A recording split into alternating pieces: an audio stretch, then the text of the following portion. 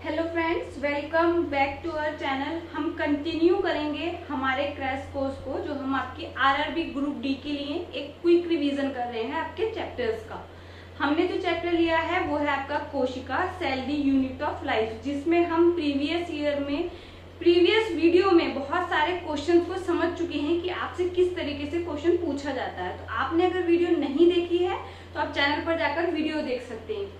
साथ ही cell the unit of life के मैं टॉप 50 क्वेश्चन करा चुकी हूँ, अपलोड कर चुकी हूँ। तो आप जो चीजें यहाँ पर रह जाएंगी वो हम टॉप 100 क्वेश्चन में देखेंगे। उसका पार्ट 1 रिलीज हो गया है, जिसका लिंक आपको इसी में कमेंट बॉक्स के नीचे मिल जाएगा। तो आपने शेयर करना है या आप डायरेक्ट माही बायोलॉजी क्लासेस यूट्यूब पर सर्च कर सकते हैं, वहां पर आपको वीडियो मिल जाएगा। टॉप 50 क्वेश्चन देखिए इसी चैप्टर से।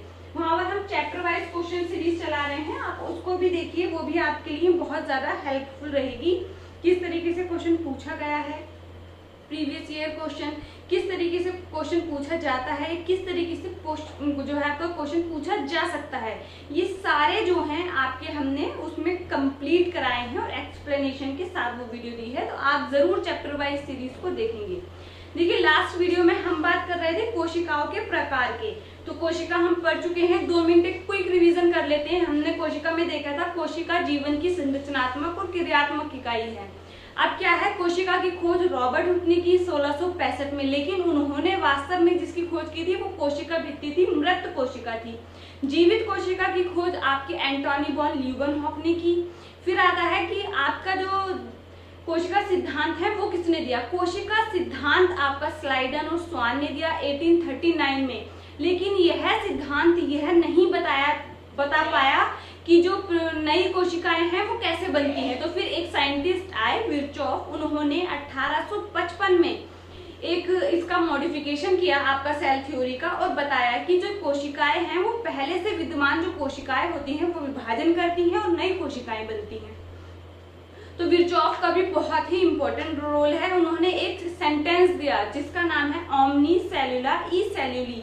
इस सेंटेंस का मतलब ही यही है कि जो नई कोशिकाएं हैं वो पहले से विद्यमान कोशिकाओं से ही बनती हैं। ध्यान रखना है, 3 साइंटिस्ट आपने ध्यान रखनी है। फिर देखिए उसके बाद आता है कि कोशिका सिद्धांत का अपवाद कौन कौन सा है। तो देखिए, आपका परिपक्व आरबीसी, मतलब आपका mature RBC, red blood card cell जो होती हैं वो भी आपका क्या है, इसका अपवाद है। लेकिन विषाणु जो वायरस होता है वो सबसे बड़ा अपवाद है, क्योंकि देखिए वायरस में कोशिका नहीं पाई जाती है, ये अकोशिकीय पदार्थ है, क्योंकि ये सिर्फ न्यूक्लिक अम्ल और प्रोटीन से मिलकर बने होते हैं, इसलिए ये क्या है, कोशिका का सबसे बड़ा अपवाद है। फिर भी ये जनन कर सकते हैं। जीवित कोशिका के बाहर जो वायरस होते हैं वो क्या होते हैं, इनएक्टिव होते हैं, अक्रिय होते हैं, निष्क्रिय होते हैं, वो कोई क्रिया नहीं कर सकते, अपना जनन नहीं कर सकते। लेकिन जैसे ही ये किसी जीवित के शरीर में पहुंचते हैं, उनके लिए वो होस्ट होता है, वहां पर ये अपना गुणन करते हैं। तो इनका इस कैरेक्टर को देखा गया है कि अपना नंबर बढ़ा सकते हैं। इनमें डीएनए पाया जाता है, ये आरएनए। किसी भी वायरस में दोनों चीजें कभी नहीं मिलती हैं। तो मतलब क्या है, इनमें न्यूक्लिक अम्ल भी पाया जा रहा है। तो कुछ कैरेक्टर क्या है, इनके लिविंग के हैं, कुछ नॉन लिविंग के हैं, क्योंकि इनको क्रिस्टलीकरण भी करके रखा जा सकता है। इनके क्रिस्टल बना के आप सालों तक लैब में उसको संभाल के रख सकते हैं। तो ये आपका स्टैनले ने बताया था, ठीक है। तो ये क्या है, वायरस कुछ के जीवित लक्षण भी हैं और कुछ निर्जीव लक्षण भी है, इसलिए वायरस अपवाद है, क्योंकि इसमें कोशिका नहीं होती। और इसको सजीव और निर्जीव के मध्य क्या बोलते हैं, संयोजक कड़ी बोलते हैं। अब जो पढ़ेंगे, अब देखिए कोशिकाओं के प्रकार पढ़ेंगे। मैंने आपको बताया था, ये मैं समझा चुकी हूँ, प्रोकैरियोटिक कोशिका क्या होती है, यूकैरियोटिक कोशिका क्या होती है। प्रीवियस वीडियो जरूर देखेंगे कनेक्ट रहने के लिए, ठीक है। अब देखिए, प्रोकैरियोटिक कोशिका और यूकैरियोटिक कोशिका में हमने सबसे बड़ा अंतर देखा, जो वेल डिफाइंड न्यूक्लियस होता है वो प्रोकैरियोटिक कोशिका में एब्सेंट होता है। यहाँ पर क्या होता है, केंद्रक झिल्ली, केंद्रक में क्या होगा, केंद्रक झिल्ली, जिसको न्यूक्लियर मेम्ब्रेन बोलते हैं, वो क्या होती है, एब्सेंट होती है। केंद्रक झिल्ली क्या है, एब्सेंट है। केंद्रिका, जिसको आप न्यूक्लियोलस बोलते हैं और आरएनए का निर्माण करने के लिए बहुत इंपॉर्टेंट है, ये भी क्या है, एब्सेंट होते हैं। तो मतलब एक व्यवस्थित, आपका एक व्यवस्थित केंद्रक जो है यहाँ पर क्या है, एब्सेंट होता है। यहाँ पर केंद्रक तो होता है, जिसको बोलते हैं, इनका जो होता है न्यूक्लिक पदार्थ, उसको क्या बोलते हैं, न्यूक्लियोइड। ये भी ध्यान रखना है, इंपॉर्टेंट है। क्या बोला जाता है, न्यूक्लियोइड, ठीक है। अब यहाँ पर इसी का अपोजिट होता है। और एक चीज और ध्यान रखनी है, आप प्रोकैरियोटिक कोशिका और यूकैरियोटिक कोशिका का ये भी देखना है किसमें पाई जाती है। तो ये 5 जगत वर्गीकरण में आपको अच्छे से समझ आ जाएगा। अभी सिर्फ आप समझिए प्रोकैरियोटिक कोशिका क्या होती है, यूकैरियोटिक क्या होती है। कल माही बायोलॉजी क्लासेस पर एक वीडियो डलेगी 5 जगत वर्गीकरण, ये सर्च कर लेना और यहाँ पर जाकर उसको पढ़ना। 5 जगत वर्गीकरण को आपको सब समझ आ जाएगा। प्रोकैरियोटिक कोशिका को कौन दर्शाता है, यूकैरियोटिक कोशिका को कौन दर्शाता है।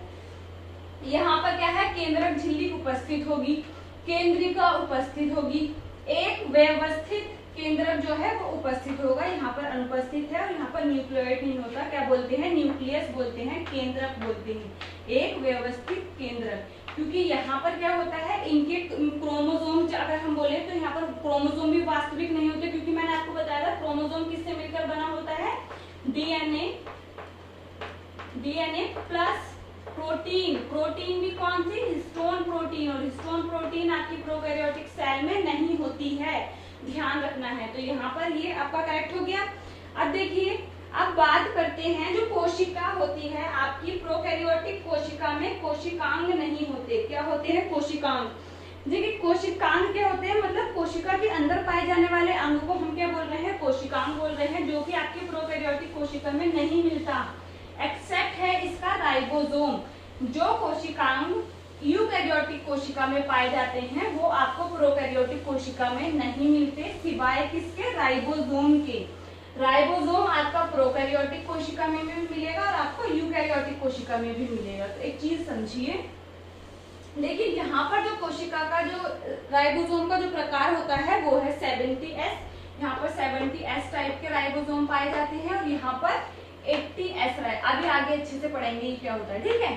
तो ये है आपका कोशिकांग क्या होते हैं, जो कोशिका सेल ऑर्गेनिल है, कोशिका के अंदर जो अंग पाए जा रहे हैं जिनका सबका विशिष्ट कार्य होता है।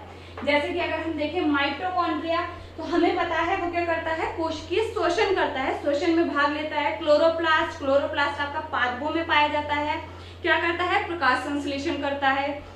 अब आपका देखेंगे डीएनए, आपका बहुत सारे क्या है आपके कोशिकांग होते हैं, जैसे लाइसोसोम होते हैं, उसको कोशिका की आत्मघाती थैली बोलते हैं, क्योंकि उसमें बहुत सारे हाइड्रोलिटिक एंजाइम उपस्थित होते हैं। सब चीजें डिटेल में पढ़ेंगे, मैं अभी आपको बता रही हूँ। एंडोप्लाज्मिक रेटिकुलम, अंतःप्रद्रव्य जालिका जिसको बोलते हैं, आपका राइबोसोम हो गया। बहुत सारे कोशिकांग जो होते हैं वो यूकैरियोटिक कोशिका में पाए जाते हैं, प्रोकैरियोटिक कोशिका में कोशिकांग भी नहीं पाए जाते हैं। ये चीज भी ध्यान रखनी है, ठीक है। सिर्फ राइबोसोम पाया जाता है। अब देखिए, अगर इसमें कोशिका, प्रोकैरियोटिक कोशिका को समझिए, अगर प्रोकैरियोटिक कोशिका में कोशिकांग ही नहीं पाए जा रहे हैं, तो ये मैंने आपको प्रो का मतलब बता दिया था। अब अगर माइटोकॉन्ड्रिया नहीं है तो माइटोकॉन्ड्रिया की जगह यहाँ पर शोषण तो हो रहा होगा, क्योंकि प्रोकैरियोटिक भी क्या है, जीव है। तो प्रोकैरियोटिक में माइटोकॉन्ड्रिया का काम कौन करेगा भाई, शोषण कौन करेगा। तो यहाँ पर जो इनका प्रोकैरियोटिक में जो प्लाज्मा झिल्ली होती है, ये देखिए प्लाज्मा झिल्ली को समझिए, ये माना आपकी कोशिका है, यहाँ उसका ये सबसे बड़ा केंद्रक है, केंद्रक को मैनेजर भी बोलते हैं कोशिका का। यहाँ पर ये क्या है, सारी क्रियाओं को कंट्रोल करता है। और यहाँ पर ये क्या हुआ, ये आपकी सेल मेम्ब्रेन हो गई, और एक होती है कोशिका भित्ति, जो अभी देखेंगे किसमें पाई जाती है, किसमें नहीं। तो जो प्लाज्मा मेम्ब्रेन होती है उसी से इनके क्या होते हैं, मीजोसोम नाम के स्ट्रक्चर जो है उपस्थित होते हैं, जिनको बोलते हैं मीजोसोम। मतलब यहाँ से अगर कोई कोशिका है, उसको यहाँ से थोड़ा अंतर्वलन हुआ, अंदर की तरफ वो मुड़ी और कुछ संरचनाएं बना ली, तो वो क्या बन गई, मीजोसोम। मीजोसोम सिर्फ और सिर्फ प्रोकैरियोटिक कोशिका में पाई जाती है। और किससे संबंधित होती है, आपकी शोषण से संबंधित होती है, ध्यान रखना है। तो यहाँ पर शोषण तो होगा, क्योंकि जीव है, तो किससे होगा, मीजोसोम से। ये चीज भी ध्यान रखनी है। प्रकाश संश्लेषण भी होगा। कुछ प्रोकैरियोटिक कोशिकाएं जो होती हैं वो आपको क्या करती हैं, प्रकाश संश्लेषण करती हैं, जैसे ब्लू ग्रीन एल्गी। इनको टेक्निकली क्या बोला जाता है, साइनोबैक्टीरिया। साइनोबैक्टीरिया आप समझिए, अगर इनको साइनोबैक्टीरिया बोला जा रहा है, मतलब ये है तो ब्लू ग्रीन एल्गी, मतलब कुछ ऐसा काम कर रहे होंगे जो एल्गी से इनका रिलेटेड है, लेकिन इनको टेक्निकली साइनोबैक्टीरिया बोला जा रहा है, क्योंकि इनमें प्रोकैरियोटिक प्रकार की कोशिका पाई जाती है, उसी के सारे लक्षण पाए जाते हैं। तब इनमें प्रकाश संश्लेषण भी होता है। तो यहाँ पर क्लोरोप्लास्ट तो है ही नहीं, जो प्रकाश संश्लेषण कैसे होगा। फिर से वही, इनमें जो है वो आपका श्वसन तंत्र और प्रकाश संश्लेषण तंत्र जो होता है यहाँ पर उपस्थित होता है कोशिका झिल्ली के, आपकी जो सेल मेम्ब्रेन है उसी से होता है। और जो संरचनाएं बनती हैं ध्यान रखना है, उसको बोलते हैं क्रोमैटोफोर।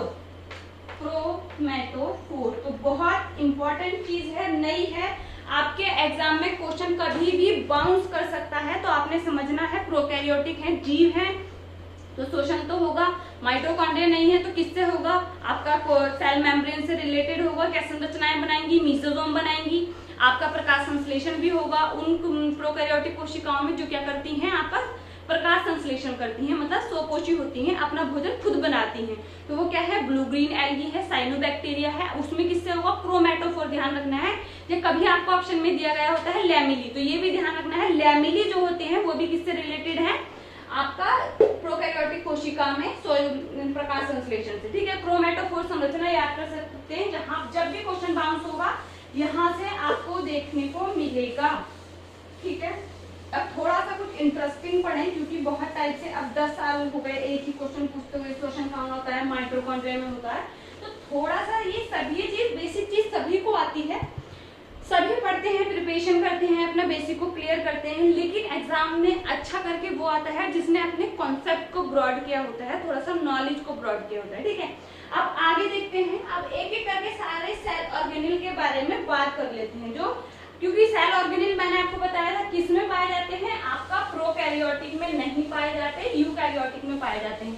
तो मतलब हम बात किसकी करेंगे, यूकैरियोटिक कोशिकाओं की राइबोसोम की भी बात करेंगे, वो आगे देखते हैं। ठीक है, अब देखिए समझिए, एक पढ़ के एक आपका कोशिकांग आता है ER, जिसको बोलते हैं एंडोप्लाज्मिक रेटिकुलम। एंडोप्लाज्मिक रेटिकुलम, ठीक है। अब समझिए, एंडोप्लाज्मिक रेटिकुलम हिंदी में बोलते हैं अंतःप्रद्रव्य जालिका। अब अंतःप्रद्रव्य जालिका होती है, देखिए मैंने आपको वर्ड का बताया है, आपने टर्मिनोलॉजी अच्छे से समझनी है। यहाँ पर रेटे का मतलब क्या होता है, जाल, मतलब कि इसके नाम से ही पता चल रहा है, एंडो मतलब अंदर, प्लाज्मिक मतलब प्लाज्मिक, आपका जो है प्लाज्मा जो प्लाज्मिक है उसकी तरफ, रेटिकुलम आपको जाल जैसी संरचना दिखाई देगी, उसको क्या बोला जाता है, एंडोप्लाज्मिक रेटिकुलम। अब देखिए आपको इसके नाम से ही पता चल रहा है अंतःप्रद्रव्य जालिका, इस चीज को समझना है। रेटी वर्ड जहां पर भी यूज होता है वो एक नेट के लिए, जाल के लिए होता है, ध्यान रखना है। जो एंडोप्लाज्मिक रेटिकुलम है ये क्या है, आपका जो सेल मेम्ब्रेन है वहां से भी शुरू होता है, ये माने आपका न्यूक्लियस है, ठीक है। ये आपकी रही कोशिका, ये है आपकी कोशिका, ये है आपका केंद्रक। तो ये आपकी कोशिका झिल्ली होगी और ये है आपकी केंद्रक झिल्ली। तो यहाँ से ये शुरू होके कुछ इस तरीके से आपका न्यूक्लियर मेम्ब्रेन से शुरू होती है और आपका कहाँ तक पहुंच जाती है, कोशिका झिल्ली तक। तो ये इस तरीके से जाल जैसी संरचना बनाती है, ध्यान रखना है। अब अंतःप्रद्रव्य जालिका के टाइप को समझिए। अंतःप्रद्रव्य जालिका जो है उसके टाइप को समझिए, ये दो प्रकार की होती है। अंतःप्रद्रव्य जालिका क्या है, दो प्रकार की होती है। एक होती है RER। RER का मतलब है रफ एंडोप्लाज्मिक रेटिकुलम, और एक होता है SER, स्मूथ एंडोप्लाज्मिक रेटिकुलम, मतलब खुरदरी एंडोप्लाज्मिक रेटिकुलम, खुरदरी, और ये क्या होगी, चिकनी, ठीक है। अब समझिए इनको खुरदरी और चिकनी क्यों बोला जा रहा है। देखिए RER जो होती है इसकी सतह पर जब आपको राइबोसोम मिलते हैं, राइबोसोम एक दानेदार संरचना है, जब उनको आप छुएंगे तो आपको ऐसा लगेगा कि वहां पर कोई दाने टाइप की कोई संरचना है। तो RER जो है रफ एंडोप्लाज्मिक रेटिकुलम, आपको इसलिए रफ लगती है क्योंकि उसकी सतह पर आपको राइबोसोम मिलते हैं, राइबोसोम उपस्थित रहते हैं। लेकिन SER में वो नहीं होते, इसलिए वो चिकनी दिखाई देती है, ठीक है। अब मुझे एक बात बताइए, मैंने आपको प्रीवियस वीडियो में भी बताया है, क्वेश्चन में भी कई बार सॉल्व कराया है, जो राइबोसोम होते हैं वो डायरेक्टली इन्वॉल्व होते हैं आपका प्रोटीन संश्लेषण में। तो क्या मैं अगर आपसे क्वेश्चन पूछूं कि कौन सी एंडोप्लाज्मिक रेटिकुलम आपका प्रोटीन संश्लेषण में भाग लेगी, तो कौन सी होगी, वो RER होगी या फिर SER होगी। तो ध्यान रखना है RER जो है वो आपका प्रोटीन संश्लेषण में डायरेक्ट भाग लेगी, क्योंकि क्या है यहाँ पर आपका राइबोसोम उपस्थित है। जबकि SER का आपने ध्यान रखना है, SER जो होते हैं ये क्या है, वसा से संबंधित हैं। ये यहाँ पर फैट का संश्लेषण करते हैं, वसा का संश्लेषण करते हैं। डायरेक्ट का क्वेश्चन है, ध्यान रखना है। SER किसमें इन्वॉल्व होते हैं, वसा संश्लेषण में, जबकि RER किसमें होते हैं, प्रोटीन संश्लेषण में। समझ आया? ये क्या है आपका एंडोप्लाज्मिक रेटिकुलम, जो कि क्या है, एक कोशिकांग है और किसमें पाया जाएगा, सिर्फ और सिर्फ यूकैरियोटिक कोशिका में पाया जाएगा, क्योंकि प्रोकैरियोटिक कोशिका में किसी भी प्रकार का कोई भी आपको सेल ऑर्गेनेल नहीं मिलता है। ठीक है, अब देखिए आगे बढ़ते हैं। एक आपका जो होता है वो है आपका लाइसोसोम। लाइसोसोम को आप कोशिका की आत्मघाती थैली भी बोलते हैं। लाइसोसोम जो है उसको क्या है, आप कोशिका की आत्मघाती थैली भी बोलते हैं। लाइसोसोम को क्यों बोला जाता है भैया, लाइसोसोम को कोशिका की आत्मघाती थैली बोला जाता है, क्योंकि इसके अंदर इतने प्रकार के हाइड्रोलिटिक एंजाइम हैं कि अगर कोशिका से ये फट जाए तो पूरी की पूरी कोशिका को डाइजेस्ट कर लेंगे। हाइड्रोलाइटिक एंजाइम क्या है, डाइजेस्टिव एंजाइम है। अब इतने सारे digestive enzyme, hydrolytic enzyme present होते हैं लाइसोसोम के अंदर कि अगर ये फट जाए तो अपनी ही कोशिका को क्षतिग्रस्त कर सकती है, उसको निगल जाएगी, उसको खत्म कर देगी। तो लाइसोसोम का कोशिका में क्या काम होता है, ये क्या करते हैं, जो बैक्टीरिया या वायरस जो आते हैं उनको क्या करते हैं, खत्म करते हैं। इनका मेन जो काम है वो क्या है, इंट्रासेल्यूलर डाइजेशन, मतलब कोशिका के अंदर जो लाइसोसोम है वो अपने एंजाइम को रिलीज करके क्या करता है, डाइजेशन। कभी बैक्टीरिया आ जाए, कुछ हो जाए तो ये उसको डाइजेस्ट कर लेता है। साथ ही जो अडल्ट में आप देखेंगे इसका कुछ जो आपके व्यक्त होने की अवस्था में जो पूरी कोशिका होगी, उसको बुरी जो कोशिकाएं होती हैं, जो सेल्स मरने लगती हैं, ये उनको भी डाइजेस्ट करके क्लीनिंग का काम करता है। ठीक है, तो एक चीज क्या ध्यान रखनी है, इसको क्या बोलते हैं, आत्मघाती थैली। आत्मघाती थैली, सुसाइडल बैग ऑफ सेल। क्यों बोला जाता है, क्योंकि इसमें हाइड्रोलाइटिक एंजाइम उपस्थित होते हैं। हाइड्रोलाइटिक एंजाइम उपस्थित होते हैं। हाइड्रोलाइटिक एंजाइम क्या करेंगे, डाइजेशन करेंगे। इसमें क्या क्या करता है, ये इंट्रासेल्युलर, मतलब कोशिका के अंदर इंट्रासेल्युलर डाइजेशन क्या करेगा, इंट्रासेल्युलर डाइजेशन मतलब अंतः कोशिकीय आपका पाचन। ठीक है, क्या करेगा, सारे जो बैक्टीरिया वायरस वगैरह जो एंटर करेंगे उनको क्या करेगा, डाइजेस्ट कर देगा। ठीक है, ये भी चीज आपने ध्यान रखनी है।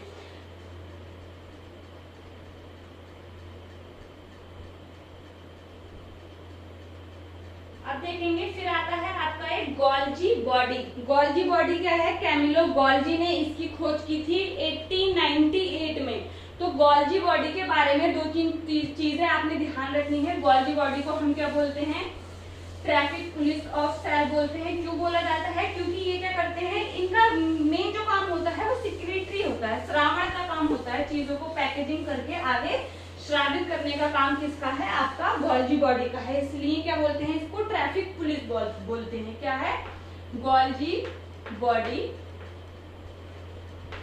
इसकी खोज किसने की थी, कैमिलो गोल्जी ने की।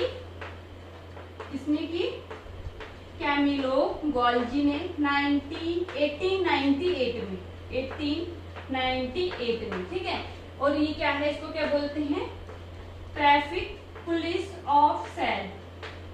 Traffic police of cell.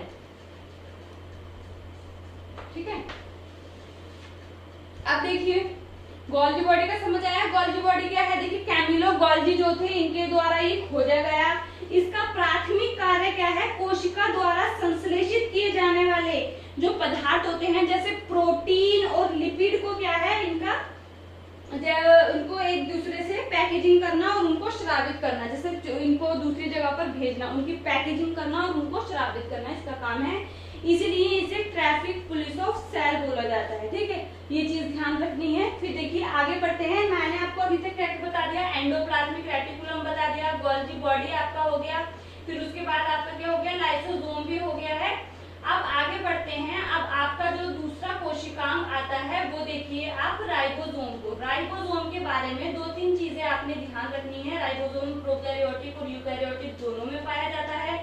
इसकी खोज किसने की? इसकी खोज की पैलेड ने, इसलिए इसको जो था पहले पैलाडे कण भी बोला जाता था, पैलाडे पार्टिकल भी बोला जाता था।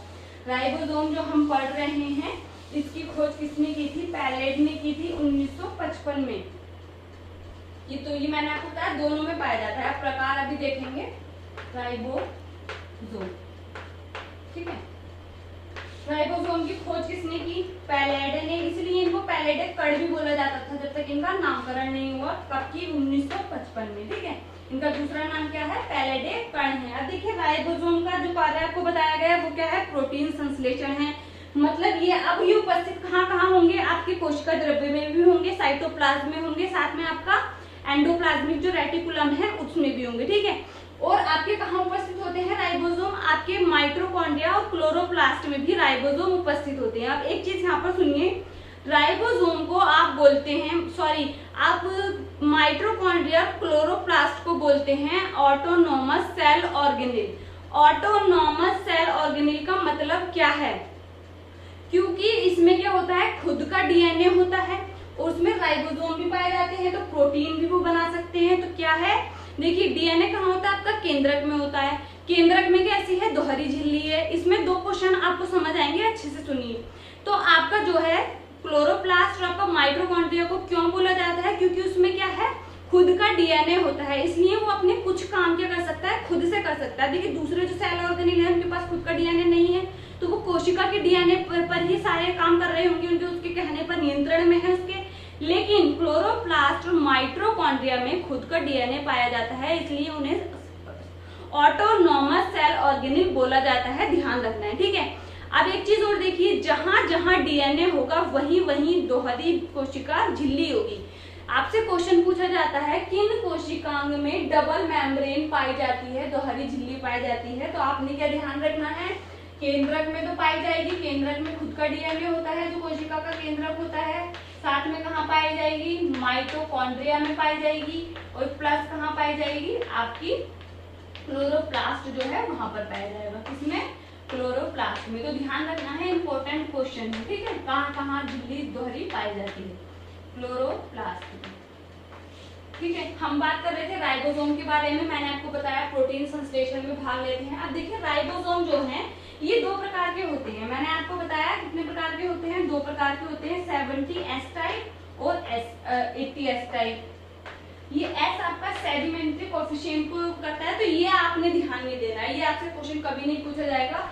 अब ये पूछा जाएगा जो 80S है वो कितनी सब यूनिट से मिलकर बना होता है? और 70S। अब ध्यान दीजिए जो 70S होता है उसमें 2 सब यूनिट होती हैं, 50 और 30। मैथमेटिकली इसे प्लस नहीं करना है। देखिए ये क्या है? एक बड़ी सब यूनिट होगी, ये कौन सी है? 50, और इसके साथ एक छोटी सब यूनिट होगी, ये है 30। और यहाँ पर होता है एक 60 और प्लस 40। बड़ी वाली क्या होगी? 60 और छोटी वाली क्या होगी? 40। अब ध्यान रखना है 2 सब यूनिट को आपस में जोड़ने का काम कौन करता है? मैग्नीशियम आयन करता है। ये चीज भी ध्यान रखनी है, ठीक है। 70S प्रकार के राइबोसोम कहाँ कहाँ पाए जाते हैं? आपका प्रोकैरियोटिक कोशिका में पाए जाते हैं, और आपके माइटोकॉन्ड्रिया और क्लोरोप्लास्ट में भी 70S टाइप के आपके राइबोसोम पाए जाते हैं। राइबोसोम का मुख्य कार्य क्या है? ये प्रोटीन संश्लेषण में भाग लेते हैं। अब देखिए जो प्रोटीन संश्लेषण में भाग लेते हैं तो अलग अलग इनका काम क्या है? अलग अलग कोशिकांग में इनका, जैसे कि आप देखें एंटीबॉडी क्या है? वो भी तो एक प्रकार का क्या है? प्रोटीन है। आप एंजाइम्स देखते हैं, बहुत सारे एंजाइम्स के होते हैं, प्रोटीन नेचर के होते हैं। तो ये राइबोसोम का बहुत इंपॉर्टेंट काम होता है हमारी बॉडी में, ठीक है। राइबोसोम जो है ध्यान भी रखना है कि सबसे छोटा कोशिकांग जो है वो क्या है? राइबोसोम भी है, ठीक है।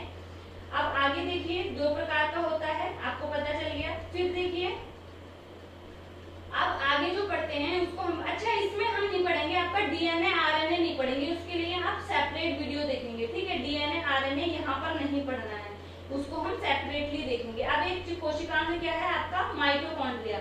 माइटोकॉन्ड्रिया को समझिए। माइटोकॉन्ड्रिया जो है आपका श्वसन से संबंधित है और कहाँ पाया जाता है? प्रोकैरियोटिक कोशिका में नहीं पाया जाता, यूकैरियोटिक कोशिका में पाया जाता है। 2-3 क्वेश्चन सीधे ध्यान रखेंगे माइटोकॉन्ड्रिया से। माइटोकॉन्ड्रिया की खोज किसने की? आपकी कॉलिकर ने की। इनका नाम किसने दिया? बेंडर ने दिया। और फिर देखेंगे माइटोकॉन्ड्रिया जो है वो भी क्या है? दोहरी झिल्ली इसमें पाई जाती है। जो अंदर वाली झिल्ली होती है वो कुछ अंतर्बलन बनाती है। माइटोकॉन्ड्रिया कुछ इस प्रकार की आपका क्या है? सेल ऑर्गेनेल है। ये अंदर वाली कोशिका इसकी झिल्ली है। तो ये क्या करती है? ये कुछ अंतर्बलन बनाती है। इस तरीके से कुछ अंतर्बलन बनाती है। इनको आप क्या बोलते हैं? क्रिस्टे बोलते हैं। क्रिस्टे बहुत ज्यादा इंपॉर्टेंट है श्वसन के लिए। इनको क्या बोलते हैं? क्रिस्टे बोलते हैं। और ये क्या है? अंदर वाली जो झिल्ली होती है, कोशिका झिल्ली, उससे क्या है? संबंधित है। तो माइटोकॉन्ड्रिया की खोज को ध्यान रखना है। इनको नाम किसने दिया? बेंडर ने दिया। और क्या है? इसमें दोहरी झिल्ली पाई जाती है। किससे संबंधित है? आपका श्वसन से संबंधित है। श्वसन कहाँ होता है? इसमें वायवीय श्वसन होता है। मकसद मतलब ऑक्सीजेनिक प्रकार, ऑक्सीजेनिक श्वसन जो है वो कहाँ पर होता है? आपका माइटोकॉन्ड्रिया के अंदर होता है। अब दूसरा देखिए, एक और कोशिका अंग की बात करते हैं। वो क्या है? आपका क्लोरोप्लास्ट। किसकी बात करते हैं? क्लोरोप्लास्ट। सीधे से ध्यान रखना है। क्लोरोप्लास्ट किससे संबंधित है? प्रकाश संश्लेषण से संबंधित है। क्लोरोप्लास्ट जो होता है उसको देखिए, क्लोरोप्लास्ट आपका ये क्या है? लवक है। तो ये किस में पाया जाएगा? सिर्फ और सिर्फ आपका प्लांट में पाया जाएगा, क्योंकि हम अपना भोजन खुद नहीं बना सकते, खुद से सिंथेसिस उसको अपने शरीर में नहीं कर सकते, तो हम परपोषी हैं, इसलिए हमारे पास क्लोरोप्लास्ट नहीं होता। इसको सेल ऑफ द किचन बोला जाता है, क्योंकि यहाँ पर क्या करते हैं? प्लांट अपना भोजन बनाते हैं। अब ये 3 प्रकार के होते हैं।